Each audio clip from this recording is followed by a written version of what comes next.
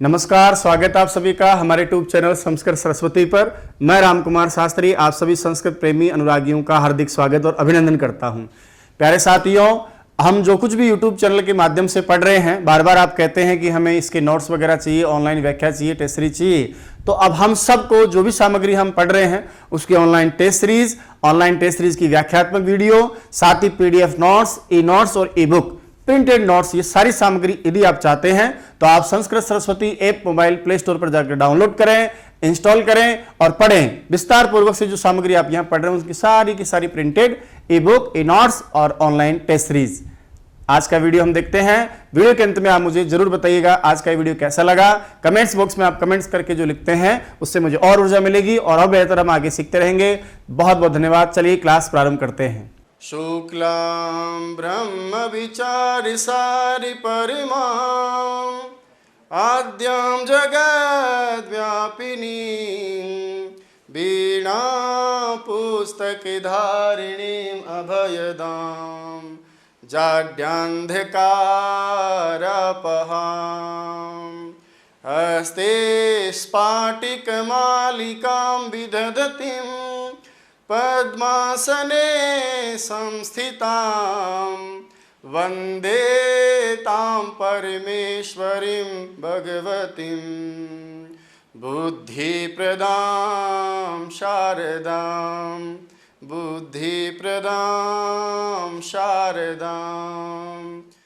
अगला जो बिंदु है हमारा पाठ्य का वो तो ये है कि संस्कृत भाषा शिक्षण उद्देश्य हम पढ़ने जा रहे हैं। अब मैं आपको संस्कृत के संदर्भ में कुछ बातें लेकर चलता हूँ, है ना। हमारा टारगेट तो संस्कृत ही है ना वर्तमान में। हालांकि किसी भी भाषा के शिक्षण के उद्देश्य वो एक जैसे ही होते हैं, पर फिर भी मैं बिंदुवार आपको ले चलता हूँ। तो अगला टॉपिक जो हमारा है उसका नाम है संस्कृत भाषा शिक्षण के उद्देश्य। संस्कृत भाषा शिक्षण उद्देश्य में दो बातें आप अलग अलग से पढ़ेंगे। एक तो मैं आपको लेके चलता हूँ कि संस्कृत भाषा, और दूसरा जो आप देख रहे हैं उसके बाद में दो शब्द है शिक्षण उद्देश्य। तो सबसे पहले हम ये सीखते हैं कि आखिर शिक्षण के उद्देश्य क्या है। सबसे पहले जो हम सीखेंगे उस पाठ का नाम है शिक्षण उद्देश्य। शिक्षण तो आपने सीख लिया, छात्र और शिक्षक के मध्य होने वाली पाठ्यक्रम को लेकर एक उद्देश्यपूर्ण क्रिया का नाम क्या है, शिक्षण है।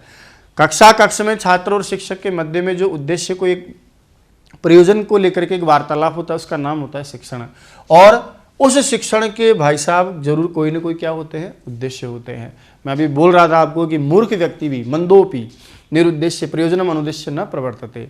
मंद बुद्धि इंसान भी बिना उद्देश्य के यदि वो पत्थर भी उठा रहा है ना, उसको पता है कि मैं पत्थर क्यों उठा रहा हूँ, क्योंकि मुझे किसी को मारना है।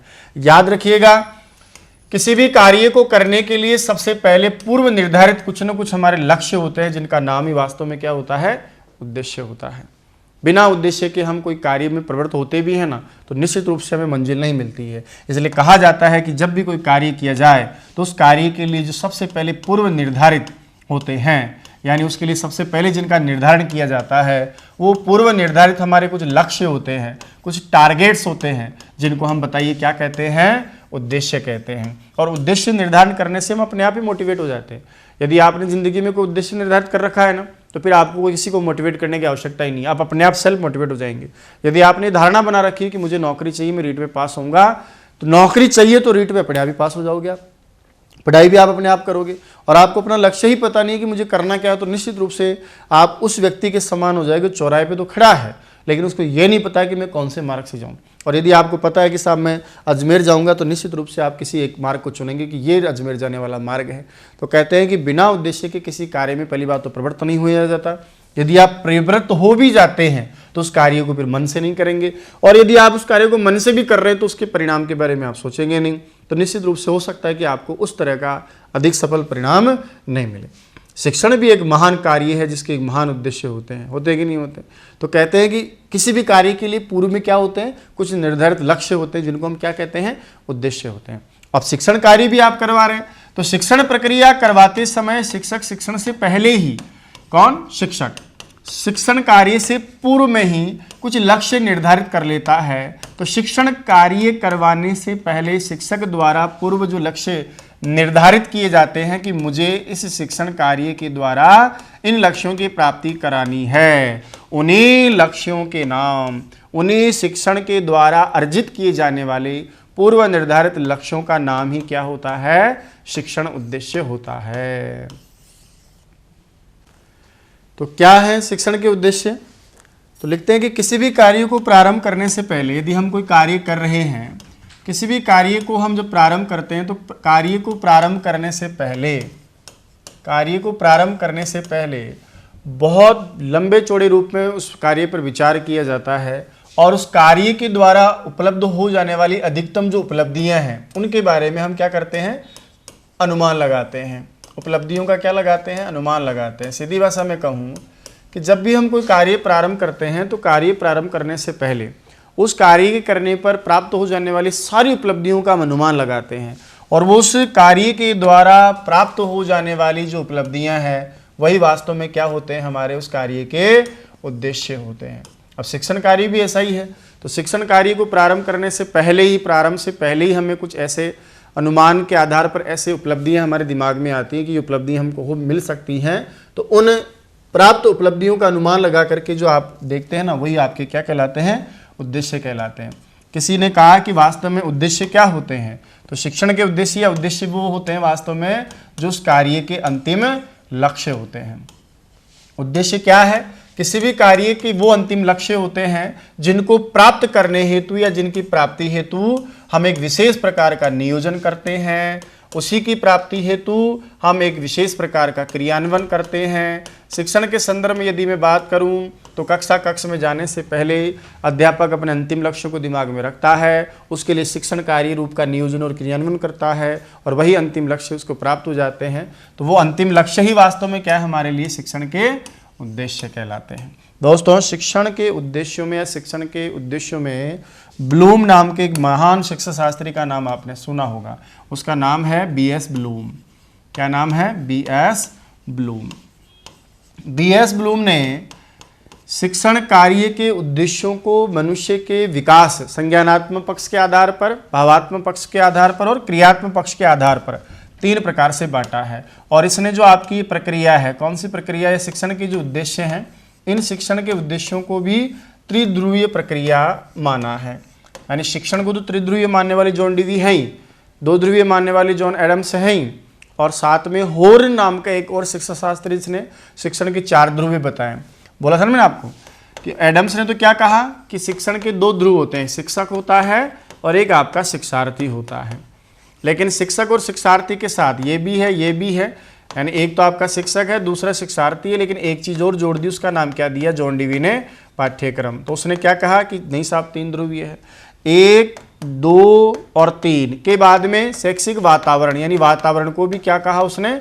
एक विशेष प्रकार का शिक्षा का ध्रुव कहा। और ये कहने वाले एक महान शिक्षा शास्त्री थे जिनका नाम होर्न था। तो 4 ध्रुवीय प्रक्रिया भी शिक्षण कार्य को बताया गया है। वैसे ही शिक्षण के जो उद्देश्य है ना, या शिक्षण जो कार्य है ना, उसको भी त्रिध्रुवीय प्रक्रिया कहने वाले कौन थे? आपके ब्लूम थे। तो शिक्षण के उद्देश्यों को भी इस तरह से उसने बांटा, त्रिध्रुवीय प्रक्रिया नाम दिया गया, त्रिध्रुवीय प्रक्रिया।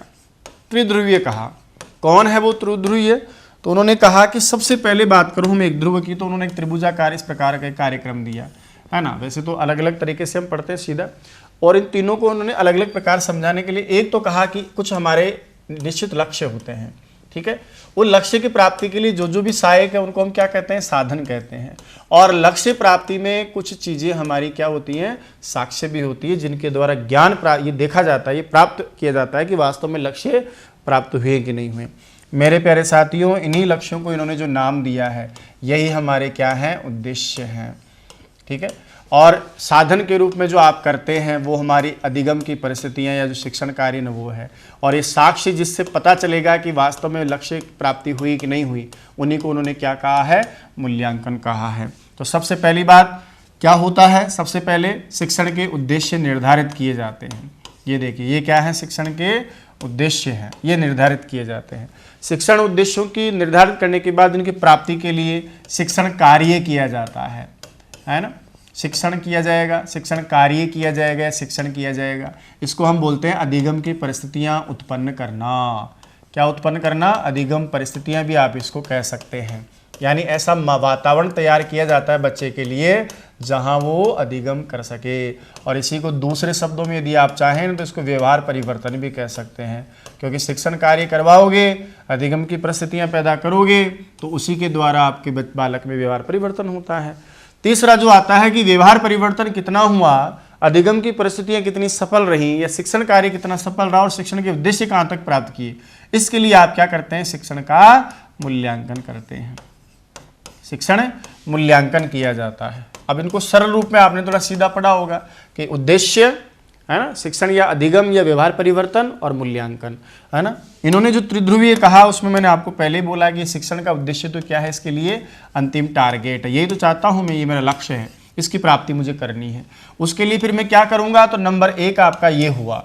नंबर 2 पे आपने क्या किया, शिक्षण कार्य किया, यानी आपने कुछ लक्ष्य प्राप्ति के साधनों का प्रयोग किया। दूसरे नंबर का साधन शिक्षण कार्य हुआ, और इस साधन के द्वारा जो भी लक्ष्य प्राप्ति के लिए प्रयास किया गया वो लक्ष्य प्राप्ति आपकी कहाँ तक सफल हुई, इसका पता, इसका ज्ञान करवाने वाला जो साक्षी बनेगा ना, उसका नाम क्या है, शिक्षण का मूल्यांकन करना। इसको हम कहते हैं उपलब्धि परीक्षण, यानी छात्र के द्वारा प्राप्त ज्ञान का अर्जन किस सीमा तक हुआ है, इसका ज्ञान हम करेंगे। शिक्षण कहाँ तक सफल हुआ है आगे हम पढ़ेंगे डिटेल में मूल्यांकन के बारे में, उसका ज्ञान मूल्यांकन से करेंगे। शिक्षण उद्देश्य की प्राप्ति, मान लो मैं आज कोई क्लास में संधि का टॉपिक लेकर दिमाग में चला गया कि मैं आज बालकों को सवर्ण दीर्घ संधि का ज्ञान करवा के आऊँगा। ये क्या है, सवर्ण दीर्घ संधि के पढ़ाने के बाद में अंतिम मेरा लक्ष्य क्या होगा, सवर्ण संधि का ज्ञान बच्चों को देना है। ये तो मेरा शिक्षण का उद्देश्य हुआ। इस शिक्षण उद्देश्य की प्राप्ति के लिए, मेरा लक्ष्य की प्राप्ति के लिए मैं कुछ साधनों का प्रयोग करूंगा। शिक्षण के थ्रू बच्चों को पढ़ाऊंगा, सिखाऊंगा, विश्लेषण करूंगा, संश्लेषण करूंगा, प्रयोग, अभ्यास, नियम, उदाहरण, इनके द्वारा बच्चों को अभ्यास करवाऊंगा।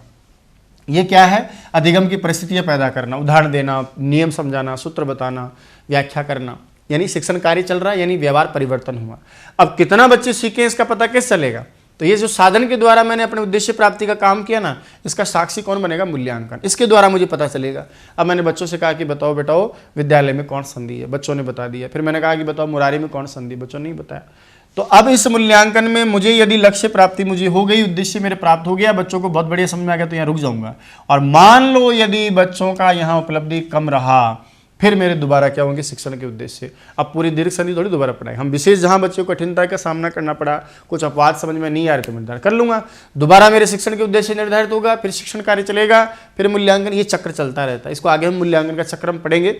तो शिक्षण कार्य में शिक्षण को या शिक्षण के उद्देश्य को भी उसने इस प्रकार से बांटा है। तो शिक्षण उद्देश्य को न करके हम शिक्षण को भी कह सकते हैं कि बीएस ब्लूम ने भी शिक्षण को त्रिध्रुवीय कहा है। जॉन डी विनी तो अलग रूप में कहा था, उसने शिक्षक, शिक्षार्थी और पाठ्यक्रम नाम से 3 ध्रुव बताए थे, जबकि इसने क्या कहा कि शिक्षण में चक्र चलता रहता है, जिसमें 3 चीजें चलती हैं। कौन कौन सी चीजें हैं, उद्देश्य का निर्धारण करना, उसके बाद शिक्षण कार्य करना व्यवहार परिवर्तन वाला, उसके बाद मूल्यांकन, ये चक्र लगातार चलता रहता है। तो लक्ष्य क्या है, मेरे उद्देश्य हैं, साधन के लिए मैं शिक्षण कार्य करवाऊंगा, और फिर लास्ट में कितना प्राप्त हो उसके साक्ष्य के रूप में मूल्यांकन का प्रयोग करता हूं। इसी बीएस ब्लूम ने आपका ब्लूप्रिंट के नाम से भी आप प्रश्न पत्र निर्माण की विधा का प्रयोग किया था। बीएस ब्लूम ने प्रश्न पत्र निर्माण के लिए क्या दिया था, एक ब्लूप्रिंट दिया था, है ना। और ब्लूप्रिंट का प्रयोग किसके लिए किया जाता है दोस्तों, परीक्षा में प्रश्न पत्र के निर्माण हेतु दिया जाता है। ऐसा प्रश्न कई बार सीटेट आदि की एग्जाम्स में बहुत बार पूछा जा चुका है कि प्रश्न निर्माण हेतु किसका प्रयोग किया जाता है, तो ब्लूप्रिंट। ब्लूप्रिंट में हर प्रकार के प्रश्नों का समावेश होता है। वहाँ ज्ञानात्मक प्रश्न, क्रियात्मक प्रश्न, कौशलात्मक, अभिवृत्त्यात्मक, अभिरुचियात्मक, ऐसे सारे प्रश्नों का होता है। उसमें वस्तुनिष्ठ प्रश्न भी होते हैं, अति लघुतरात्मक भी होते हैं, लघुतरात्मक भी है। तो ब्लूप्रिंट क्या होता है कि पूरी विषय सामग्री से किस प्रकार के प्रश्नों का समावेश किया जाना चाहिए, किस अनुपात में किया जाना चाहिए, एक पूरा का पूरा एक तरीका दिया होता है, पूरा का पूरा एक प्रोग्राम दिया होता है, उसका नाम होता है ब्लूप्रिंट। 10वीं और 12वीं की बोर्ड परीक्षाओं से पहले आपने देखा होगा, एक पाठ्यक्रम को आधार मान करके ब्लूप्रिंट दिया जाता है कि आप तीसरे पाठ में गति लघुतरात्मक प्रश्न पढ़ेंगे जो चिंतन पर आधारित होगा, 10वें पाठ में आप जो है स्मृति आधारित 1 नंबर का प्रश्न वस्तुनिष्ठ देखेंगे। ऐसा सारा का सारा ब्लूप्रिंट दिया होता है। चलिए हम आगे बात करते हैं। इन्होंने ही आगे जाकर के शिक्षण के जो उद्देश्य है उनको 3 भागों में बांटा है। यानी शिक्षण उद्देश्यों को कितने प्रकार से बांटा आपने, 3 प्रकार से। और जो 3 प्रकार आपने बताए हैं, यानी बांटने के जो आधार बताए हैं ना, ये 3 आधार आपने एक मनुष्य के 3 प्रकार के विकासों को ध्यान में रख करके किया। एक मनुष्य का विकास का ज्ञानात्मक यानी संज्ञानात्मक पक्ष आपने देखा, एक मनुष्य का भावात्मक पक्ष आपने देखा, और एक मनुष्य का आपने विकास का क्रियात्मक पक्ष देगा। 3 प्रकार के पक्षों को ध्यान में रख करके आपने शिक्षण के उद्देश्यों को भी 3 प्रकार से कह दिया। कौन कौन से आपने शिक्षण के उद्देश्य के 3 प्रकार बताए? आपने ये जो 3 प्रकार बताए हैं उसमें केवल आप ही ने काम नहीं किया। आप इन्हें से मेरा मतलब है कि जो ब्लूम नाम के वैज्ञानिक जिनकी बात हम कर रहे हैं, बीएस ब्लूम की, इस बीएस ब्लूम ने 2 अपने साथियों का सहयोग भी लिया। शिकागो विश्वविद्यालय में आप रहे हैं, बहुत सारी अनुसंधान आपने वहाँ किए हैं। तो अमेरिका का जो शिकागो विश्वविद्यालय है, उस विश्वविद्यालय में 2 साथियों का सहयोग आपने लिया। एक का नाम करथवाल है और एक का नाम सिम्पसन है। सबसे पहले संज्ञानात्मक पक्ष आधारित आपने शिक्षण के कुछ उद्देश्य निर्धारित करके बताए, है ना। तो सबसे पहले जो उद्देश्य हैं वो तो कौन से पक्ष से संबंधित थे? आपके संज्ञानात्मक पक्ष से संबंधित आपके कुछ उद्देश्य शिक्षण के आपने बनाए, यानी कुछ संज्ञानात्मक उद्देश्य प्राप्ति के लिए जो आपने निर्धारित उद्देश्य बताए वो तो आपके संज्ञानात्मक पक्ष वाले बताए। संज्ञानात्मक पक्ष से संबंधित, और ये काम आपने स्वतंत्र रूप से किया, और ये सारा काम आपने कब किया? 1958 ईस्वी में किया। इसके बाद में इसमें आपने जो बिंदु रखे वो 6 बिंदु रखे हैं ना। संज्ञानात्मक पक्ष से संबंधित कितने बिंदु रखे आपने? 6 प्रकार के विकास रखे, यानी 6 प्रकार से आपने संज्ञानात्मक विकास को या संज्ञानात्मक पक्ष से संबंधित शिक्षण के उद्देश्य बताए। जैसे ज्ञानात्मक, अवबोधात्मक, अनुप्रयोगात्मक, कौशलात्मक, ऐसे विश्लेषणात्मक, संश्लेषणात्मक। अब ये ज़्यादा परीक्षा में आगे जाता नहीं आपके संस्कृत और हिंदी शिक्षण विधियों में, इसलिए मैं इसको ज़्यादा उधेड़ना नहीं चाहता ताकि अनावश्यक कुछ हम पढ़े नहीं। तो सबसे पहला पक्ष किससे संबंधित कौन से शिक्षण उद्देश्य रखे आपने? संज्ञानात्मक पक्ष से संबंधित उद्देश्य रखे, जिसमें कितने प्रकार से बताया आपने? 6 प्रकार से। उसके बाद में दूसरा आपने बताया है भावात्मक पक्ष से संबंधित उद्देश्य। किससे संबंधित? भावात्मक पक्ष से संबंधित।